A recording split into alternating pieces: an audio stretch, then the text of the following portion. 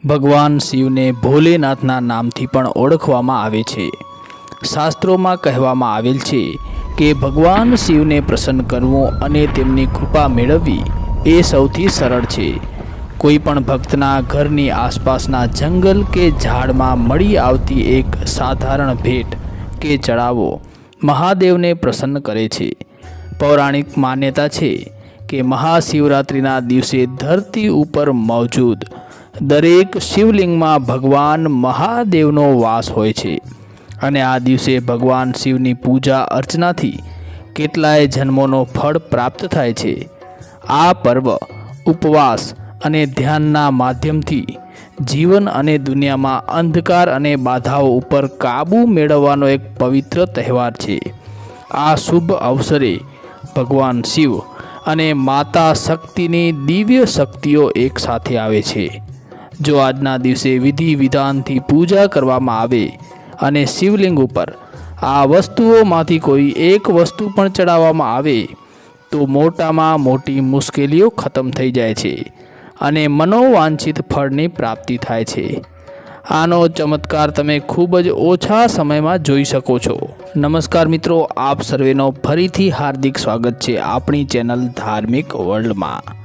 દિવસ દરમિયાન ઉજવવામાં આવતા અન્ય હિન્દુ તહેવારોથી વિપરીત શિવરાત્રિ એક એવો અનોખો તહેવાર છે જેને રાત્રિમાં જાગરણની સાથે મનાવવામાં આવે છે।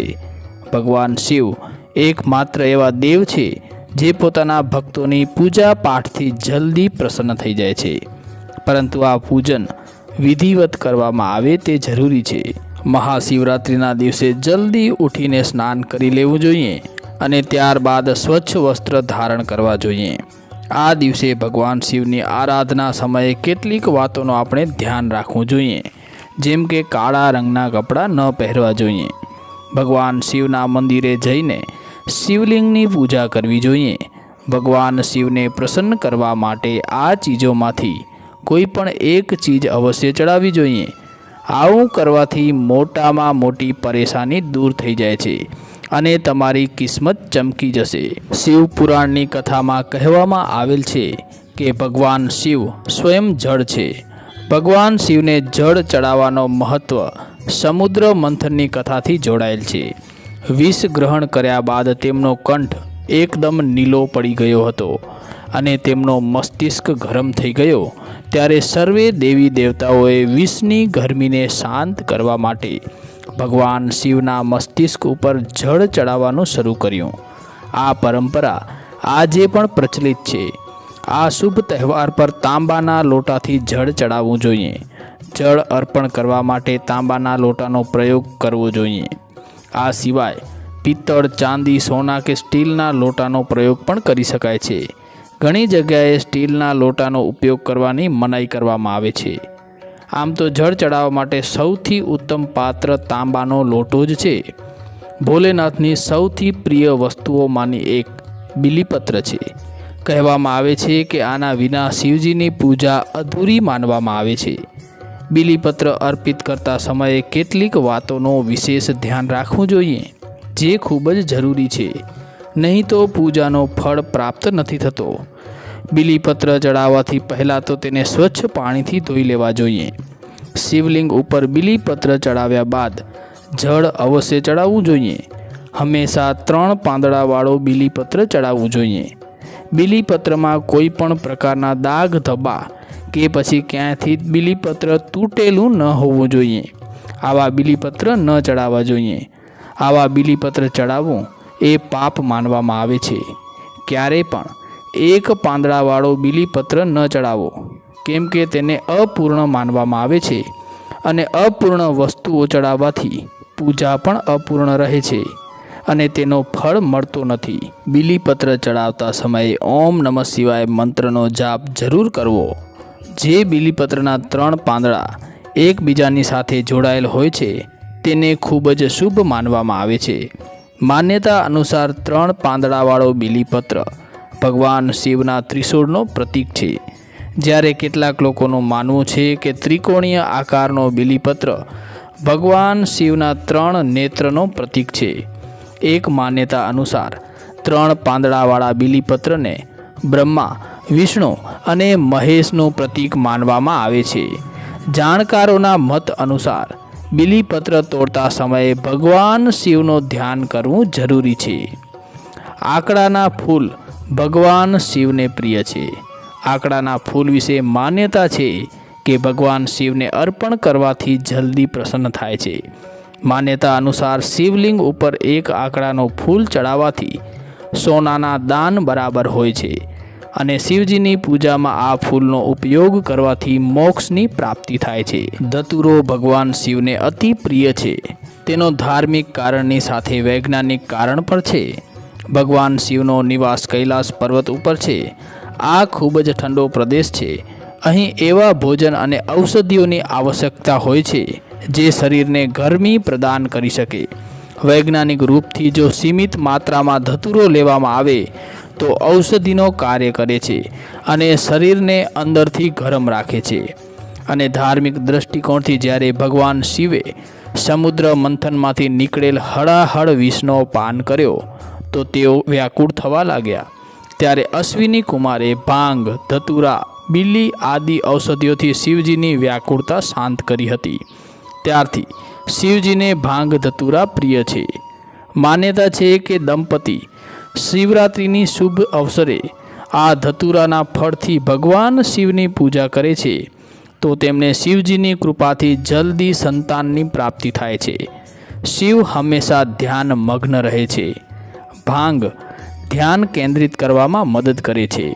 સંસારની રક્ષા માટે મહાદેવે વિષનું પાન કર્યું. ત્યારબાદ ભગવાનને ભાંગ ઔષધિના રૂપમાં આપવામાં આવી, પરંતુ પ્રભુએ બધી કડવાહટ અને નકારાત્મકતાને આત્મસાત કરી લીધી. એટલા માટે ભાંગ પણ તેમને પ્રિય છે.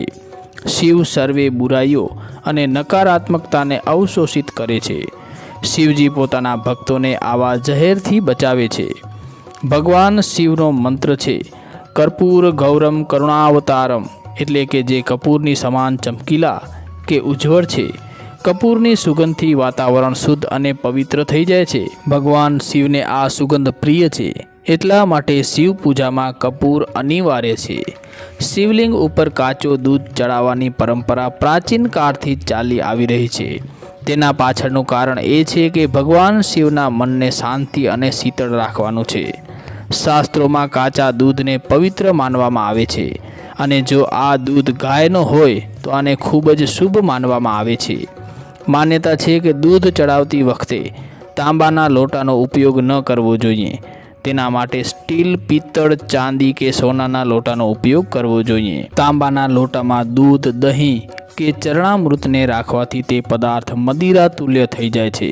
માટે શિવલિંગને તાંબાના લોટાથી દૂધ ચડાવવું ન જોઈએ, કેમ કે તાંબામાં રાખવામાં આવેલ દૂધ વિષની સમાન થઈ જાય છે. ભાત, ચોખાને અક્ષત પણ કહેવાય છે અને અક્ષતનો અર્થ છે જે તૂટેલું ન હોય. તેનો રંગ સફેદ હોય છે અને કોઈ પણ પૂજામાં અક્ષતનો ઉપયોગ અનિવાર્ય છે. જો અક્ષત ન હોય તો શિવ પૂજા પૂરી માનવામાં નથી આવતી.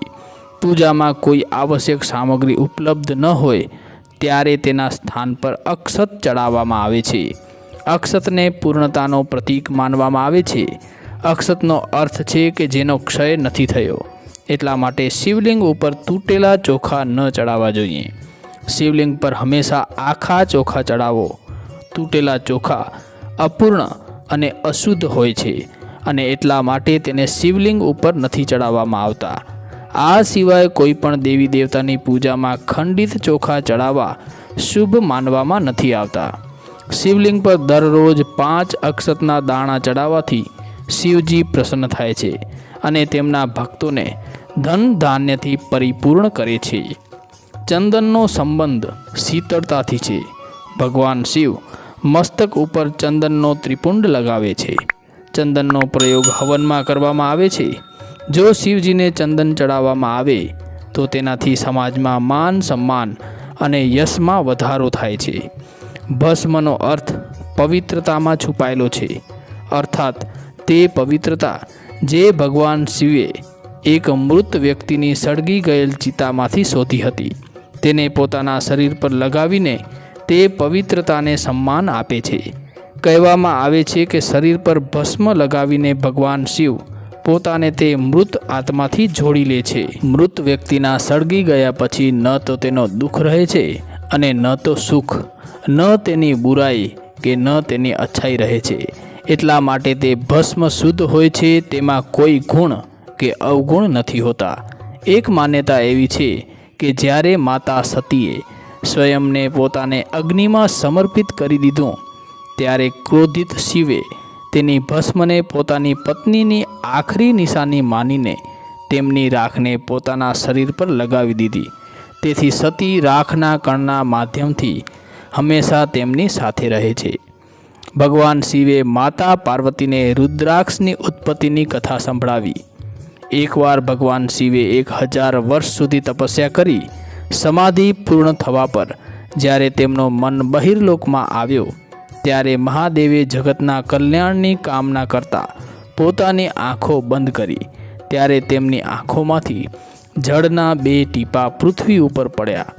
રુદ્રાક્ષના ઝાડ આ ટીપામાંથી ઉત્પન્ન થયા અને તે શિવની ઈચ્છાથી ભક્તોના લાભ માટે પૂરા દેશમાં ફેલાઈ ગયા.